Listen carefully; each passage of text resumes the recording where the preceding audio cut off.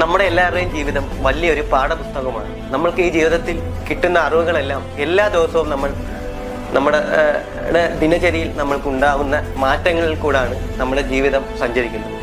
നമ്മൾക്കൊരു 10 വയസ്സിൽ തോന്നുന്ന കാര്യമായിരിക്കില്ല നമ്മൾക്കൊരു 15 വയസ്സിൽ തോന്നുന്നത്. ആ 15 വയസ്സിൽ തോന്നുന്നതല്ല 30 വയസ്സിൽ തോന്നുന്നത്. നമ്മുടെ ചിന്തകളും പ്രവൃത്തികളും എല്ലാം സമയത്തോട് മാറിക്കൊണ്ടേയിരിക്കും.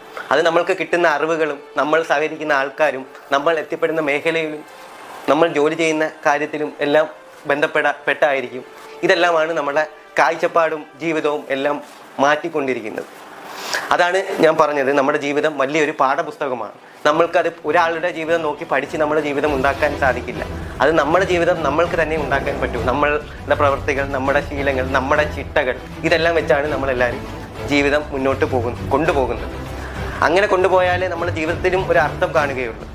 ഇല്ലെങ്കിൽ നമ്മളെല്ലാവരും എനിക്ക് ജീവിതത്തിലൊന്നും നടക്കുന്നില്ല, എൻ്റെ ജീവിതം എല്ലാം വേസ്റ്റാണ് അങ്ങനെ പറഞ്ഞ് മാത്രം നമ്മളെല്ലാവരും സമയം കളഞ്ഞുകൊണ്ടേയിരിക്കും. കുറേ നാൾ കഴിയുമ്പോൾ നമ്മൾ മരിച്ചും പോകും. അങ്ങനെയാണ് നമ്മൾ പലരുടെയും ജീവിതം പോകുന്നത്.